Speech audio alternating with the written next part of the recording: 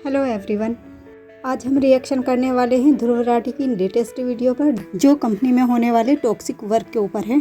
सच बताऊं तो मैंने भी कई कंपनीज में काम किया है और हर कंपनीज में टॉक्सिक वर्क होता ही होता है, चाहे कंपनी छोटी हो या बड़ी हो। ये मेरी इस चैनल पर सेकंड वीडियो है। आई होप आप लोगों को अच्छी लगे। प्लीज़ अगर आप लोगों को अच्छी लगे तो चैनल को सब्सक्राइब कीजिएगा, वीडियो को लाइक और शेयर कीजिएगा। ना अपना और ना ही आपका टाइम वेस्ट करते हुए हम चलते हैं वीडियो पर। नमस्कार दोस्तों, क्या एक ऑफिस जॉब में हद से ज्यादा काम करना, ऑफिस का टॉक्सिक वर्क कल्चर किसी की जान ले सकता है? इसका एक जीता जागता उदाहरण हमें कुछ दिन पहले देखने को मिला। 26 साल की चार्टेड अकाउंटेंट एना सेबेस्टियन पेरेल पुणे में अर्न्स्ट एंड यंग ग्लोबल की एक मेंबर फर्म के साथ काम कर रही थी। इनकी मां अनीता ऑगस्टीन ने EY इंडिया के चेयरमैन को एक चिट्ठी लिखी जिसमें उन्होंने बताया इनकी बेटी को वर्क प्लेस पर इतना ज्यादा काम दिया गया कि वो फिजिकली, मेंटली और इमोशनली टूट गई। वो इतनी ओवर स्ट्रेस्ड हुई, इतना ज्यादा रात रात में जगना पड़ा कि इसकी वजह से उनकी मृत्यु हो गई। A 26-year-old Anna Sebastian Perel tragically died in Pune.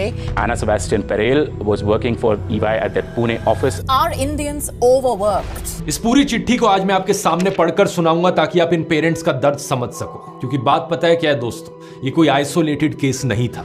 एना जैसा ही फिजिकल, मेंटल और इमोशनल टॉर्चर देश में लाखों कॉर्पोरेट एम्प्लॉयज सह रहे हैं। मैकेंजी हेल्थ इंस्टीट्यूट ने अप्रैल 2022 में एक सर्वे किया था। 15,000 अलग अलग एम्प्लॉयज से बात करी और 1,000 HR मैनेजर से। इस सर्वे में पाया गया कि 40% इंडियन एम्प्लॉयज में बर्नआउट, डिस्ट्रेस, एंजाइटी या डिप्रेशन के सिम्टम्स दिख रहे हैं। और ऐसे हर एक आउटकम का 90% कारण है टॉक्सिक वर्कप्लेस बिहेवियर। इसीलिए एम्प्लॉयज की अपनी नौकरी छोड़ने की इच्छा इंडिया में ग्लोबल एवरेज से 60% ज्यादा है। लेकिन देश में बेरोजगारी की भी प्रॉब्लम इतनी है कि ऐसे समय में कोई नौकरी छोड़ना आसान काम नहीं है। आखिर क्या है ये टॉक्सिक वर्क कल्चर और जो एम्प्लॉयज इसका शिकार है वो अपने इंडिविजुअल लेवल पर इसके बारे में क्या कर सकते हैं? आइए समझते हैं आज के इस वीडियो में। मेरी राय में हर कंपनी में टॉक्सिक वर्क है और हर कोई अपना बिजनेस कर नहीं सकता, सो उस इन्वायरमेंट को झेलना पड़ता है। सबसे पहले एक चीज क्लियर कर देते हैं, कुछ लोगों को मिसअंडरस्टैंडिंग है कि एना सेबेस्टियन वाला केस एक आत्महत्या का केस है, लेकिन ऐसा है नहीं। इंडियन एक्सप्रेस से बात करते हुए एना के पेरेंट्स ने बताया कि 20 जुलाई की शाम को एना दफ्तर से लौटते हुए घर देर से पहुंची थी और अचानक से घर पहुंचने के बाद वो कोलैप्स हो गई। उन्हें हॉस्पिटल ले जाया गया तो हॉस्पिटल में डॉक्टर्स ने उन्हें डेड और अराइवल डिक्लेयर कर दिया, यानी कि अस्पताल पहुंचने से पहले ही उनकी मृत्यु हो गई थी। पोस्टमार्टम रिपोर्ट पे लिखा गया कि उनकी मृत्यु कार्डियक अरेस्ट की वजह से हुई है। लेकिन 3 इडियट्स फिल्म का ये सीन याद है ना? पोस्टमार्टम रिपोर्ट में आया है मौत का कारण intense pressure on wind pipe resulting in choking. वो बेवकूफ सोच रहे हैं कि इधर प्रेशर पड़ने की वजह से मर गया, और पिछले 4 साल से जो यहाँ प्रेशर पड़ रहा है उसका क्या? वो तो रिपोर्ट में है ही नहीं सर। एना के केस में 4 साल नहीं, केवल 4 महीने ही हुए थे। 3 इडियट मूवी का ये सीन बहुत ज़्यादा बेहतरीन है और बहुत कुछ कह जाता है। इंडिया में यही नहीं, हर जगह प्रेशर ही है, हर चीज़ में प्रेशर ही है। वो चाहे कोई कंपनी हो या गवर्नमेंट सेक्टर हो, दोनों ही जगह पर प्रेशर है। इस कंपनी में काम करते हुए उनके परिवार ने बताया कि इससे पहले उन्हें कोई भी हेल्थ प्रॉब्लम्स नहीं थी। EY इंडिया कंपनी के चेयरमैन राजीव मेमानी ने एक लिंक्डइन पोस्ट पर कहा कि वो इस इंसिडेंट से बहुत उदास है। उन्होंने खेद जताया कि एना के फ्यूनरल पर कोई नहीं था। कहा कि पहले ऐसा कभी नहीं हुआ है और आगे भी कभी नहीं होगा। लेकिन जो मेन मुद्दा है टॉक्सिक वर्क कल्चर का, इस पर देखिए उनका क्या कहना था। हमारे करीबन 1 लाख एम्प्लॉयज हैं, सभी को मेहनत से काम करना होता है। एना ने हमारे साथ केवल 4 महीने काम किया था, किसी भी दूसरे एम्प्लॉय की तरह उसे काम दिया गया था। हम नहीं मानते कि काम के दबाव की वजह से उसकी जान गई है।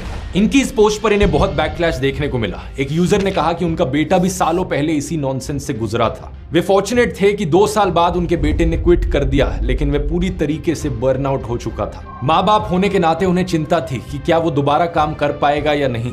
उन्होंने राजीव मेमानी को गुस्से में कहा कि आपकी रॉटन ऑर्गेनाइजेशन के साथ जो भी काम करते हैं आपको हर किसी से माफी मांगनी चाहिए।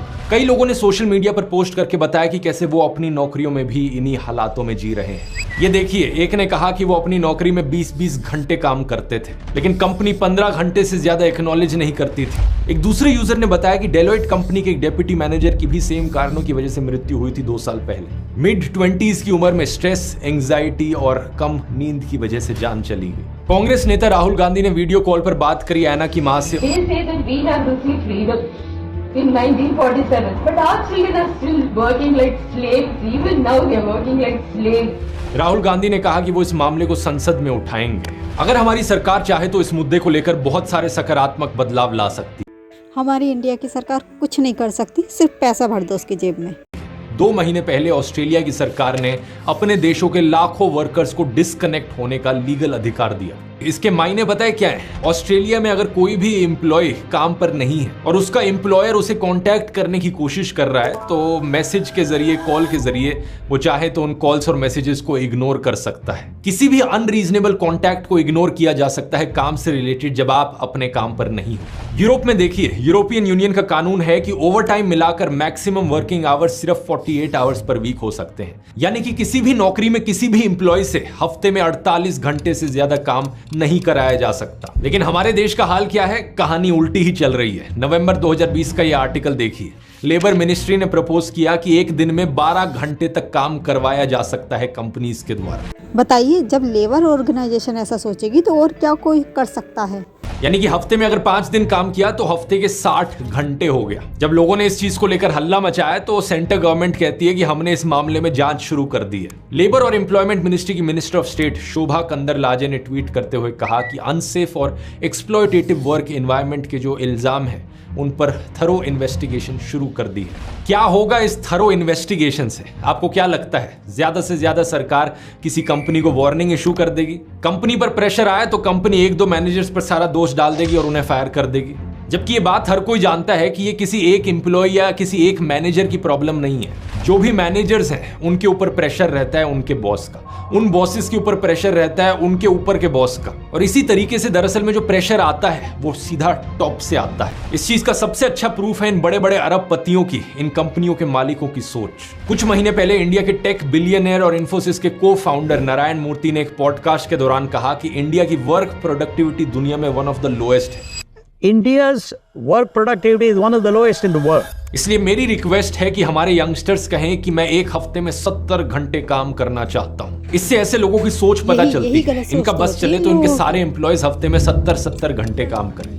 और इसके मायने पता है क्या होंगे? अगर आप एक 5 डे वर्क वीक मानते हो तो हर रोज के 14 घंटे काम करो। 8 घंटे की तो नींद ही हो गई, तो बाकी सब चीजों के लिए सिर्फ आपके पास 2 घंटे बचे। और अगर कोई हफ्ते में 7 दिन काम करे तो 10-10 घंटे हर दिन काम करना पड़ेगा अगर 70 घंटे करने हैं। नारायण मूर्ति की सेंसलेस बात को दूसरे कॉर्पोरेट्स ने भी सपोर्ट किया, जैसे कि ओला के सीईओ भवेश अग्रवाल। ये भी चाहते हैं कि देश में यूथ 70 घंटे हफ्तों में काम करे। और जब इनसे खुद पूछा गया कि ये कितना काम करते हैं तो देखिए इनका क्या कहना था। I work 20 hours a day, 7 days a week. Wow. So 140 hours. You don't believe in this weekend concept that Yeah. people can't reach you on a weekend? Not at all. But I don't agree with this work-life balance concept. मतलब फेंकने की भी हद होती है। मुझसे लिख कर ले लो, ये बात झूठ है। दुनिया में ज्यादातर लोगों को 7 से 9 घंटे की नींद चाहिए होती है हर रात हेल्दी रहने के लिए। लेकिन एक बहुत रेयर जीन म्यूटेशन है DEC2 नाम से। दुनिया में करीब 0.5% पॉपुलेशन में जीन म्यूटेशन देखी जाती है, और जिनमें ये म्यूटेशन है वो कम नींद में भी सरवाइव कर सकते हैं। 2009 की एक स्टडी के अनुसार जिन लोगों में जीन म्यूटेशन थी वो 6.25 आवर्स पर नाइट की नींद पे भी हेल्दी रह पा रहे थे। ये जीन म्यूटेशन होने के बाद भी दुनिया में से ना के बराबर लोग हैं जो रात में 5 घंटे से भी कम सोते हैं। अब एक सेकंड के लिए अगर हम मान भी ले ओला के सीईओ भवेश अग्रवाल में म्यूटेटेड जीन है और ये बड़े ही पैदाइशी नेचुरली गिफ्टेड टैलेंटेड इंसान है, तो सवाल ये उठता है भवेश अग्रवाल जी, क्या आप खाना खाते हुए, नहाते हुए और हकते हुए भी काम करते हो? नहीं, 7 दिन 20 घंटे काम करने का मतलब ये है कि बाकी सारी चीजों के लिए आपके पास दिन में सिर्फ 4 घंटे बचे, और मिनिमम 4 घंटे तो सोने के लिए भी चाहिए होते हैं। और 2 घंटे का ये पॉडकास्ट करने का टाइम कैसे निकाल पाए आप? क्या पॉडकास्ट करते करते भी नीचे छुपके से अपने पैरों से टाइपिंग कर रहे हो कंप्यूटर पर? 2017, 2020 और 2024 के न्यूज आर्टिकल्स आप देख सकते हो दोस्तों, जहां ओला के ड्राइवर्स किस तरह 10-12। जी सर, मैं भी आपकी इस बात से एग्री करती हूँ। अगर ओला के सीईओ 20 घंटे काम करते हैं तो 4 घंटे में कैसे वो अपने बाकी काम निपटा लेते होंगे, जिसमें उन्हें सोना भी है, हगना भी है, खाना भी है, पीना भी है, सभी कुछ करना है। 14 घंटे काम करते हैं, कभी कभी 17-18 घंटे भी इन्हें काम कराया जाता है। JSW ग्रुप के सज्जन जिंदल भी नारायण मूर्ति की बात को समर्थन दे रहे थे। इन सभी कंपनीज के सीईओज को मैं चैलेंज करना चाहूंगा कि अपनी कंपनी में जो लोएस्ट लेवल एम्प्लॉय है एक बार उस लोएस्ट लेवल एम्प्लॉय का काम करके दिखा दो, हफ्ते में 70 घंटे तक उसी की सैलरी पर, सिर्फ 1 महीने तक करके दिखा दो ये, फिर पता चलेगा कि असलियत में टॉक्सिक वर्क कल्चर का स्ट्रेस क्या होता है। एक एम्प्लॉय पर इतना बोझ डालने की बजाय ये कॉर्पोरेट्स ये क्यों नहीं कहते कि एक और इंसान को नौकरी दे दी जाए, दोनों में 35-35 घंटे हफ्ते में डिवाइड कर लिए जाए। ऐसा करने से पहली बात तो देश में बेरोजगारी कम होगी और दूसरी बात एम्प्लॉयज की प्रोडक्टिविटी बढ़ेगी। सही सुना आपने, कम काम करने से एक्चुअली में प्रोडक्टिविटी और एफिशिएंसी बढ़ती है। एक्सपर्ट मार्केट नाम की ऑर्गेनाइजेशन ने 42 अलग अलग कंट्रीज की वर्कफोर्स को एग्जामिन किया। हर एक देश के जीडीपी पर कैपिटा को उन्होंने डिवाइड किया हर एक इंसान के एनुअल वर्किंग आवर्स से और इस तरीके से प्रोडक्टिविटी कैलकुलेट करी। इस लिस्ट में लक्समबर्ग का देश पहले नंबर पर है। जानते हैं क्यों? क्योंकि वहां संडे को काम करने पर रोक है। हर एक एम्प्लॉय को साल में 5 हफ्ते की पेड लीव मिलती है और एक हफ्ते में 40 घंटे से ज्यादा काम नहीं कराया जाता। लक्समबर्ग के बाद इस लिस्ट में आते हैं आयरलैंड, नॉर्वे, डेनमार्क, नेदरलैंड्स और इन देशों में भी कहानी वही है। सभी देशों में 40 आवर वर्क वीक होता है और ये कोई कोइंसिडेंस की बात नहीं कि यही देश क्वालिटी ऑफ लाइफ और हैप्पीनेस इंडेक्स के मामले में भी हमेशा टॉप पर रहते हैं। इस लिस्ट में सबसे नीचे आने वाले देशों में था मेक्सिको, जहां बेरोजगारी का डर लगा रहता है। लेबर लॉज बिल्कुल भी स्ट्रिक्ट नहीं है और इसलिए 48 आवर वर्क वीक की जो लिमिट है वो हार्डली कभी इंपोज करी जाती है। कोलंबिया, चिली, ग्रीस जैसे देशों में भी ऐसा ही सिनेरियो देखने को मिलता है, जहां वर्किंग आवर्स बहुत ज्यादा है। एज अ रिजल्ट एम्प्लॉयज अक्सर ओवरवर्क्ड होते हैं, थके हुए होते हैं और उनकी प्रोडक्टिविटी भी कम होती रहती है। अब एना सेबेस्टियन के टॉपिक पर वापस आए तो एक बड़ा सवाल ये कि टॉक्सिक वर्क कल्चर होने के बावजूद एना जैसे लोग, एना जैसे एम्प्लॉयज अपनी नौकरियां क्यों नहीं छोड़ते। मैं यहां आपको उनकी मां की चिट्ठी पढ़कर सुनाना चाहूंगा क्योंकि बहुत सारी चीजें उससे साफ हो जाती हैं। उफ, ये दर्द। From Anita Augustine, late Anna Sebastian Perayil की मां, to Rajiv Memani, EY India chairman. प्रिय राजीव, मैं ये पत्र एक दुखी मां के रूप में लिख रही हूं। एक दुखी मां जिसने अपनी प्यारी बच्ची एना सेबेस्टियन को खो दिया है। मेरा दिल भारी है और मेरी आत्मा टूट चुकी है जब मैं ये शब्द लिख रही हूं, लेकिन मुझे लगता है कि हमारी कहानी साझा करना जरूरी है, इस उम्मीद से कि किसी और परिवार को हमारे जैसा दर्द ना सहना पड़े। एना ने नवंबर 2023 में अपने CA के एग्जाम्स पास किए थे और 19 मार्च 2024 को EY पुणे में एक एग्जीक्यूटिव के रूप में शामिल हुई। वह जिंदगी से, ख्वाबों से और भविष्य के लिए उत्साह से भरी हुई थी। EY उसकी पहली नौकरी थी और वह ऐसी प्रेस्टीजियस कंपनी का हिस्सा बनने के लिए रोमांचित थी। लेकिन 4 महीने बाद 20 जुलाई 2024 को मेरी दुनिया बिखर गई जब मुझे ये दिल दहला देने वाली खबर मिली कि एना का देहांत हो गया। 26-year-old chartered accountant who worked at Ernst & Young died in July, just 4 months after she joined the company. वो केवल 26 वर्ष की थी।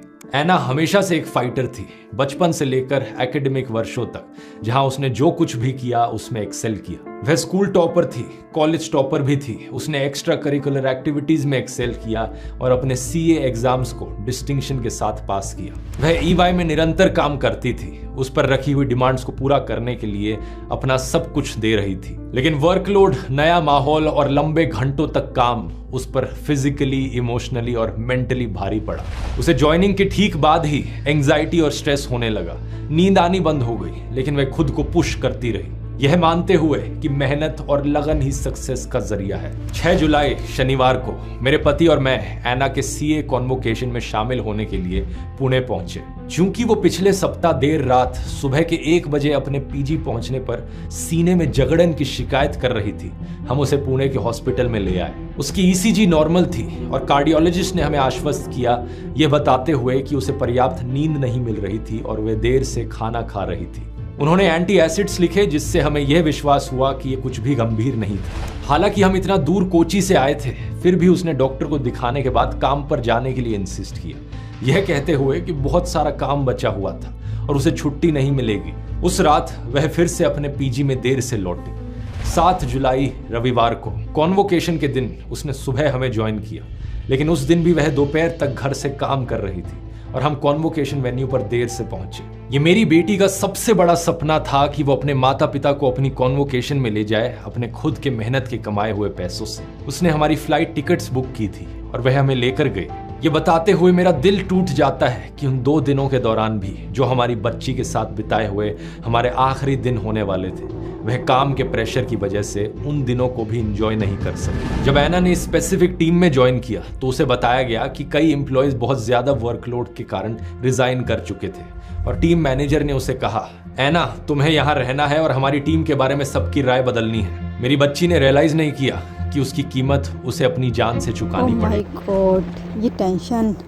उसके मैनेजर्स अक्सर क्रिकेट मैचेस के दौरान मीटिंग्स को रीशेड्यूल करते थे और दिन के अंत में उसे काम सौंपते थे। एक ऑफिस पार्टी में एक सीनियर लीडर ने यह तक मजाक में कह दिया कि उसे अपने मैनेजर के अंडर काम करने में बहुत मुश्किल होने वाली है, जो दुर्भाग्य से एक ऐसी हकीकत बन गई जिससे वह बच नहीं पाई। एना ने हमें इस ओवरवेलमिंग वर्कलोड के बारे में साझा किया, खासकर वर्बली दिए गए एडिशनल टास्क्स जो ऑफिशियल काम से अलग थे। मैं उससे कहती थी कि ऐसे काम ना ले, लेकिन मैनेजर्स को कोई फर्क नहीं पड़ता था।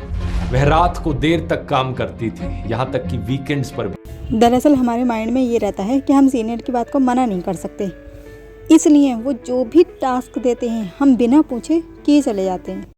चैन की सांस लेने का मौका भी उसके पास नहीं होता था। उसके असिस्टेंट मैनेजर ने एक बार रात में फोन किया और अगली सुबह तक एक टास्क पूरा करने को कहा। इसकी वजह से उसे आराम करने या रिकवर करने का भी समय नहीं मिला। जब उसने अपनी चिंता कंपनी को जताई तो उसकी बातों को खारिज करते हुए जवाब मिला, तुम रात में काम कर सकती हो, यही तो हम सब करते हैं। एना अपने कमरे में बहुत ज्यादा थकी हारी वापस आती थी, कभी कभी कपड़े बदले बिना ही बिस्तर पर गिर जाती थी। फिर और रिपोर्ट्स मांगते हुए मैसेजेस की बाढ़ आती थी। वह अपनी पूरी कोशिश कर रही थी, डेडलाइंस को मीट करने के लिए बहुत मेहनत कर रही थी। एना अंदर से एक फाइटर थी, आसानी से हार मानने वाली नहीं थी। हमने उसे कहा था कि नौकरी छोड़ दे, लेकिन वो सीखना चाहती थी और नया एक्सपोजर चाहती थी। एना कभी भी मैनेजर्स पर इल्जाम नहीं लगाती, वह बहुत दयालु थी, लेकिन मैं चुप नहीं रह सकती। न्यू कमर्स पर ऐसे कमर तोड़ काम का बोझ डाल देना, उनसे दिन रात काम कराना, यहाँ तक कि संडे को भी काम कराना, यह किसी भी हालत में सही नहीं है। वह अभी तो अपने होम टाउन और अपने प्रियजनों को छोड़कर आई थी। सब कुछ उसके लिए नया था, ऑर्गेनाइजेशन, जगह, भाषा, और वो एडजस्ट करने की बहुत कोशिश कर रही थी। लेकिन इसकी बजाय मैनेजमेंट ने इस बात का पूरा फायदा उठाया कि वो नई थी काम पर और उसे असाइंड और अनअसाइंड वर्क दोनों के काम में डुबा। बताओ यार, यह एक सिस्टेमिक इशू है जो इंडिविजुअल मैनेजर्स या टीम्स के परे है। कभी ना खत्म होने वाली डिमांड्स और अनरियलिस्टिक एक्सपेक्टेशंस को मीट करने का प्रेशर ज्यादा समय तक नहीं सहा जा सकता, और इनकी कीमत हमें एक युवा महिला की जान से चुकानी पड़ी जिसमें बहुत सारा पोटेंशियल था। एना एक युवा प्रोफेशनल थी जो अपने करियर की बस शुरुआत कर रही थी। उसकी पोजीशन में कई और लोगों की तरह उसे एक्सपीरियंस नहीं था और ना ही बाउंड्रीज ड्रॉ करने या अनरीजनेबल डिमांड्स के खिलाफ पुशबैक करने का कोई साधन था। उसे ना कहना नहीं आता था। काश एना ने ना कहना सीखा होता तो आज जिंदा होती। वह एक नए एनवायरनमेंट में खुद को साबित करने की कोशिश कर रही थी और ऐसा करते हुए उसने खुद को अपनी लिमिट से ज्यादा पुश किया, और अब वो हमारे बीच नहीं है। काश कि मैं उसे प्रोटेक्ट कर पाती, उसे बता पाती कि उसकी हेल्थ और वेलबींग किसी भी चीज से ज्यादा मैटर करती हैं। लेकिन मेरी एना के लिए अब बहुत देर हो चुकी है। राजीव, अब मैं आपको लिख रही हूं क्योंकि मुझे लगता है ईवाई पर अपने एम्प्लॉयज की वेलबींग सुनिश्चित करने की गहरी जिम्मेदारी है। एना का अनुभव एक वर्क कल्चर पर रोशनी डालता है जो ओवरवर्क को ग्लोरीफाई करता है, जबकि उन काम के पीछे इंसानों को निग्लेक्ट किया जाता है। ये सिर्फ मेरी बेटी के बारे में नहीं है, ये हर एक युवा प्रोफेशनल के बारे में है जो उम्मीदों और ख्वाबों से भरा हुआ ईवाई को ज्वाइन करता है, लेकिन अनरियलिस्टिक एक्सपेक्टेशंस के वजन के नीचे चकनाचूर हो जाता है।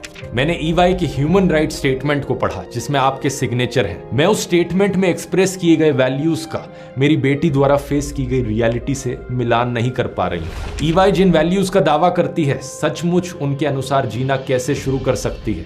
एना की मृत्यु ईवाई के लिए नींद से जागने का एक मौका होना चाहिए। जागने का? ये लोग तो और ज़्यादा सो गए। जहाँ तक मुझे याद है, मैंने ये न्यूज़ पढ़ी थी तो ये लोग फ्यूनरल तक पे नहीं आए थे, कोई नहीं आया था। तो क्या ऐसा कोई नहीं था कि 4 महीने में उसका कोई दोस्त बना हो या बनी हो, वो उसके फ्यूनरल में आए? जबकि हम जहाँ पर वर्क करते हैं वहाँ पर हमारा 1 से 2 महीने में कोई ना कोई फ्रेंड बन जाता है।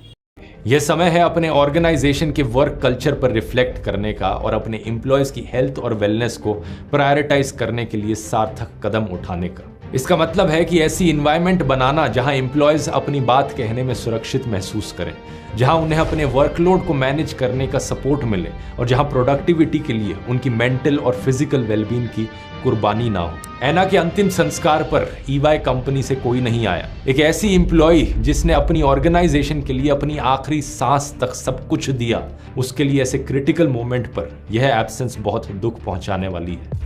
ऐना बेहतर डिजर्व करती थी और ऐसा ही वो सभी एम्प्लॉयज डिजर्व करते हैं जो अभी भी इन हालातों में काम कर रहे हैं। मेरा दिल ना केवल अपनी बच्ची की मृत्यु के लिए दुखी है, बल्कि उन लोगों के द्वारा दिखाई गई सहानुभूति की कमी के लिए भी जिन्हें उसे गाइड और सपोर्ट करना चाहिए था। उसके फ्यूनरल के बाद मैंने उसके मैनेजर से संपर्क किया, लेकिन मुझे कोई जवाब नहीं मिला।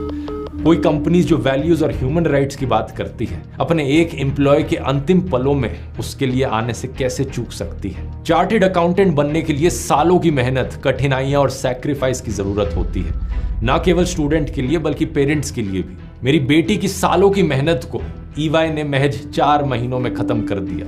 मुझे उम्मीद है कि इस लेटर को आप उसी गंभीरता के साथ लें जो ये डिजर्व करता है। मैं नहीं जानती कि क्या कोई माँ के इमोशंस को सही से समझ सकता है जब वह अपनी बेटी को विदा करती है। वह बेटी जिसे उसने अपने बाहों में थामा, बड़ा होते देखा, खेलते देखा, रोते देखा और जिसके साथ सपने शेयर किए, जब तक कि उन्होंने भी ऐसा दर्द नहीं झेला हो। मुझे उम्मीद है कि मेरी बच्ची का अनुभव सचमुच बदलाव लाएगा, ताकि किसी और परिवार को हमारे जैसा दुख और ट्रॉमा ना सहना पड़े। मेरी ऐना अब हमारे बीच नहीं है, लेकिन उसकी कहानी अभी भी कुछ बदलाव ला सकती है। सादर, अनीता ऑगस्टिन।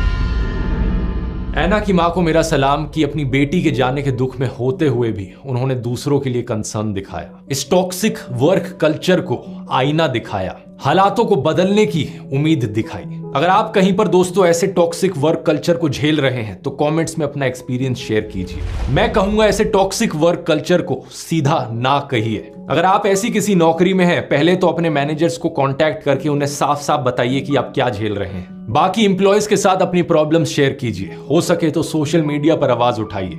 अगर इससे भी बात नहीं बनी तो दूसरी कंपनी में स्विच करने की कोशिश कीजिए। खुद कोई नया बिजनेस स्टार्ट करना काफी मुश्किल चीज होती है। अगर ये नहीं करना तो हर एक फील्ड में फ्रीलांसिंग के भी ऑप्शंस होते हैं। अभी के लिए उम्मीद करता हूं इस वीडियो ने आपकी आंखें खोली हों।